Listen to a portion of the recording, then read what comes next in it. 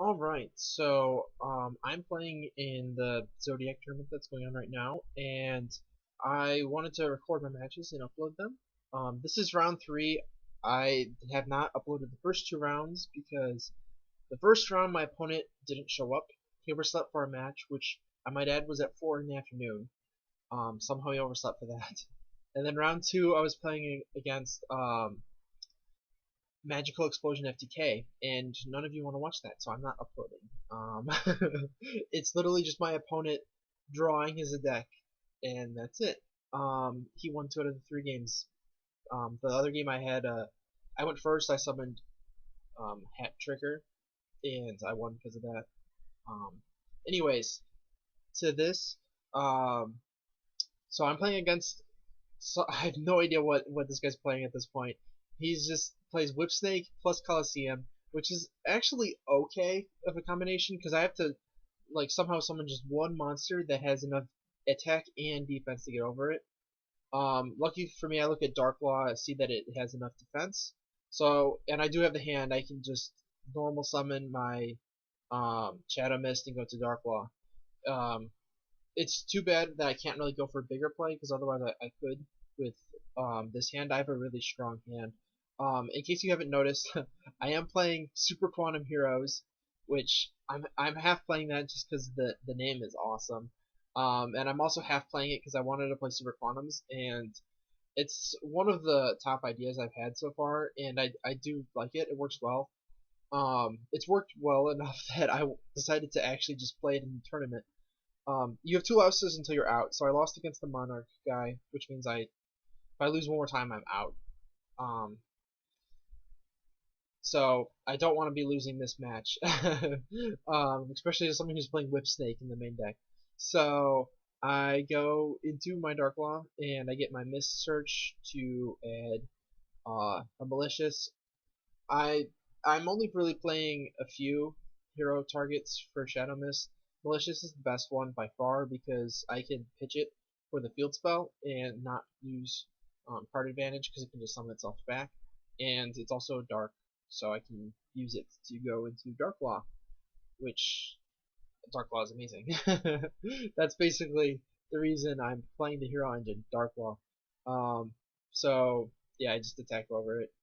He says he wants to use this if I hit the main phase, which I guess I didn't really give him a chance to do that, and obviously he is going to and only take 100. But I got rid of the Whip Snake, so now I could potentially summon some other monsters main phase 2, and I do consider it.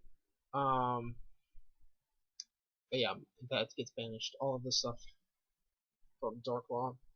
But I ended up just setting just my Twin Twister and passing. Twin Twister with Malicious is pretty nice. I'm kind of hoping he just sets one other card so I can just blow it up with the Kaiser and pitch my Malicious. So then he wouldn't have any to stop me really. Um, so waiting on my opponent. Oh, I'm doing post commentary by the way because I play worse when I'm commentating as I'm playing. Though I don't I do make some misplays in here, so don't take that to mean I'm playing perfectly or anything. So he does activate Rhoda, which is going to trigger my Dark Law's effect. I typed it out, ready for whenever he adds it to his hand. I still have no idea what he's playing because all I've seen is the Whip Snake, which is actually it's an okay monster. I don't really know how good it is this format. It has to target. I guess if Monarchs don't have the March of the Monarchs, then you could put them to 1,000 attack with Whip Snake, which is pretty good. The problem I see with that though is they can just search March because they know you have the Whip Snake. So I see he's playing Ignites. He searches the Ignite Templar. So I guess the Whip Snake is just teched in. Or he could just be teching an Ignite engine, but that'd be tougher to do, I think. So I hit with the Templar that he searched with um, Dark Law, so that did not work out for him. um, yeah, I'm not sure if activating road is the best play, so it depends on your hand really. If I don't hit the card I search that my opponent searches with Dark Law, then it could potentially be worth it. Um, so he doesn't set anything, so I consider using my Twin Twister and going off before battle phase, and I end up misplaying badly here. I think by far the best play I could have done is just attack over his monster, and then main phase 2 I can activate Emergency Teleport, summon blue, and then get blue search anything in my deck, it doesn't matter. Then I can activate the field spell, rank up blue, pitching malicious, and then I can use blue's effect to pop the Kaiser Coliseum. Then I can use green to special summon the red, and then red can put the blue back in my hand, and then I can pitch whatever I searched off of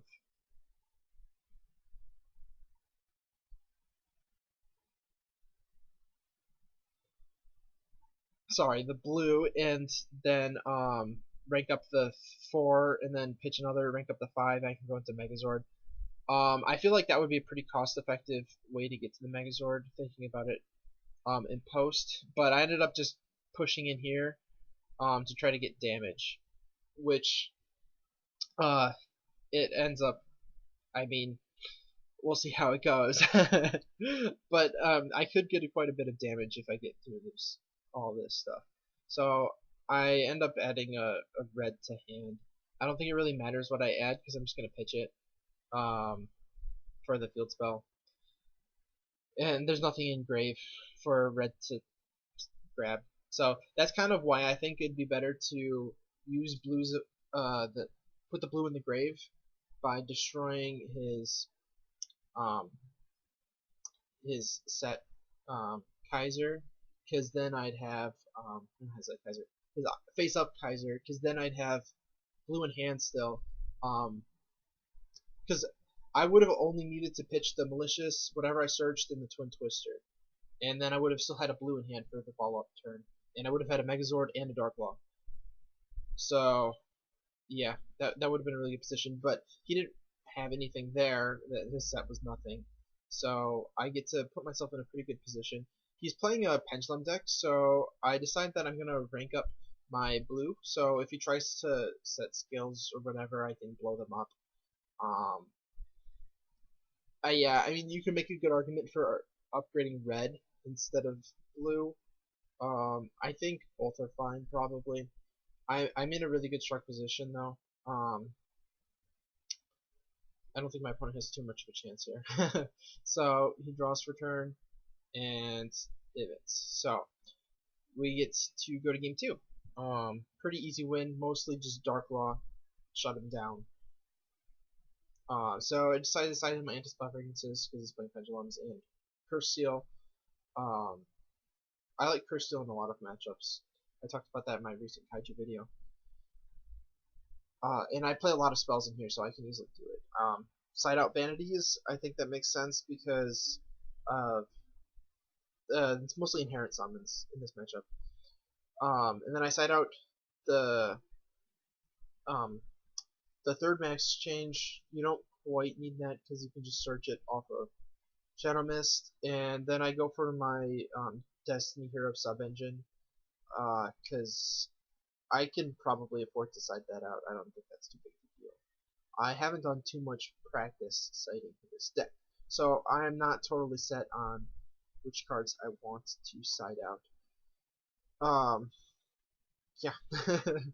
So this time, let's see, I get to go second. I think, yeah, second's probably better with this deck. It depends on how much traps your opponent is playing. If they're playing traps, going second would probably be annoying. But getting the extra card is really nice in a combo deck, and this is obviously a combo deck. So he sets 2 and passes. I don't know why he wanted to go first if that's all he's got, but not very much. Maybe he drew bad. So I have like a really strong Destiny Hero hand, or not Destiny Hero, just heroes in general. I'm worried about that being like a Solemn Warning or a Solemn Strike, so I Twin Twister it, and it was a Solemn Strike. So good call there. That would have really hurt my play. But I can make a really strong field with this hand, so I use Goblin Bird to summon the Shadow Mist. Shadow Mist will get me um, the Master Change.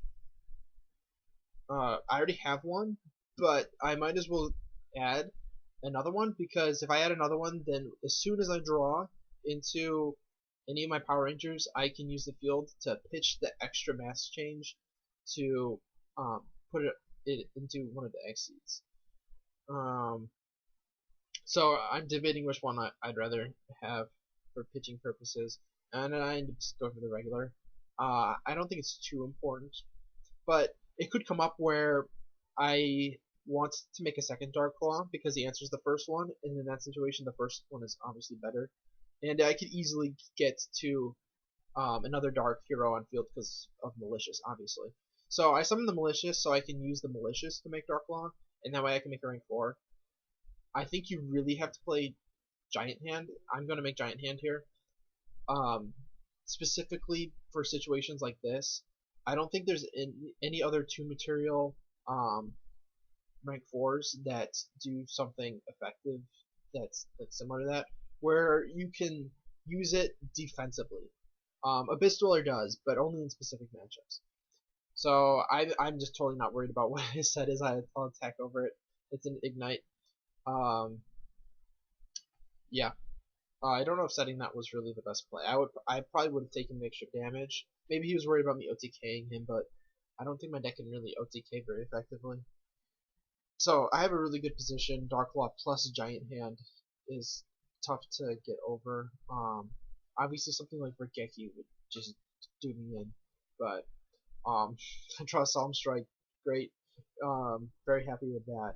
I could make a second Dark Claw here, and I do consider that right now, but I don't think it's worth it, because if I do, I won't finish him off this turn. So I don't think that it would be overextending. I see he had a Box of Friends set, so I guess it's Box of Friends in Ignites, which is interesting. Yeah, I've seen Box of Friends Kaijus because you can trigger Box of Friends off of Interrupted Kaiju Slumber, but even that seems super gimmicky. I don't really want to try it in something like Ignites. I mean, I guess you could summon the Ignites off of it, so it's got some synergy. And so I'm just hoping he Pendulum summons both cards in his hand and just loses to my Solemn Strike. But he only goes for 1, and I'm like, dang, I don't want to only Solemn Strike 1. But it's a Labyrinth Wall, and I don't have an immediate out to it, so I Solemn Strike it. I think that's the correct play, because otherwise I'd be sitting, waiting until I drew an out to it.